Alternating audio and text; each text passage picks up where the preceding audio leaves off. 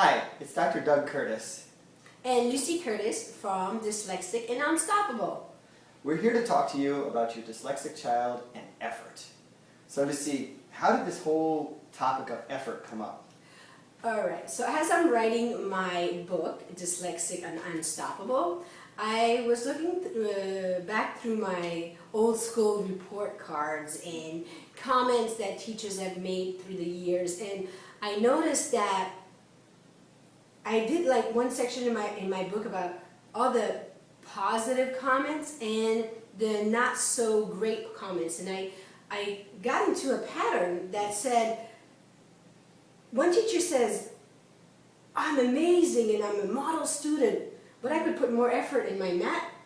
And I'm like, okay, that doesn't make any sense. Or she listens really well in class, but is inconsistent in her results, and it just, sometimes teachers have to be aware that, and I don't think that they do it on purpose, but if you have a student that you feel that is really attentive in class and you get inconsistency in their results or their homework, then it should be a red flag. Maybe there's something going on at home, or maybe something is just going on with the child, because you can't have a model student and an inconsistent student in the same sentence. I have it in the same sentence in some of my comments. I'm like, okay, that doesn't make any sense.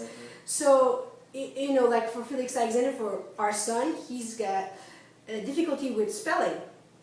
And we went to reading class, and he's reading amazing, and he has no issues with that, but spelling is probably something that he will struggle with forever. Right. And he's aware of it, and he's fine with it, and he's like, well, I can build anything, so okay, I can't spell that well, but it's okay, and he's fine with it. But at the same time, if at the beginning of the week he has spelling words, and we study all week long, and sometimes he gets 100 and sometimes he doesn't, but it's not because of lack of effort. Right. And the teacher needs to be aware that your child is trying really hard, right, because there's a difference between a child that tries really hard and a child that doesn't try at all. Right. So if your child is doing the best that he can, then that's all you can ask for. Right. And the teacher needs to be aware of that and not put lack of effort in the report card when they know that it's something that they struggle with. But if they're not aware, then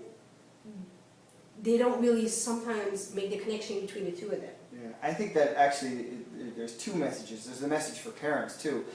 If your child hasn't been diagnosed and you don't know what's going on, but you see comments coming back, because that was when we were looking back through your stuff, we had realized that we had heard similar comments about Felix Alexander before, and we knew from our own experience that his effort was amazing, that he was always trying as hard as he can, and that he loved school. So we knew that that wasn't right, and then we saw the same thing on your report card. So it should be a red flag for parents, so parents can then go to the teacher and say, hey, something's not right here, we need to do some testing, we need to try to figure out what exactly is going on. And also for teachers, if they see that, where they feel like there's inconsistent effort, approach the parents and ask them, you know, do you see inconsistent effort with the homework and study habits and that kind of thing? Because a lot of times I think what will come out is what come out with Felix Alexander, what came out with you, is actually there was an underlying... We're both. Yeah. But you know what I realized? As we are both. We are great students, we are brilliant, we're smart, we're intelligent. I mean, we have the IQ test to prove the whole thing, but we also need help. Right. And that's what it is what I realized going back through my journey of writing my book is we are both. We are brilliant and we need help. Right. And that's the whole impetus for this website, for these videos, and also for the book, is to give that help and that hope to other parents. And tools and strategies to help with those. Yeah. So anyway, if this brought up anything or triggered anything for you, by all means leave a comment below.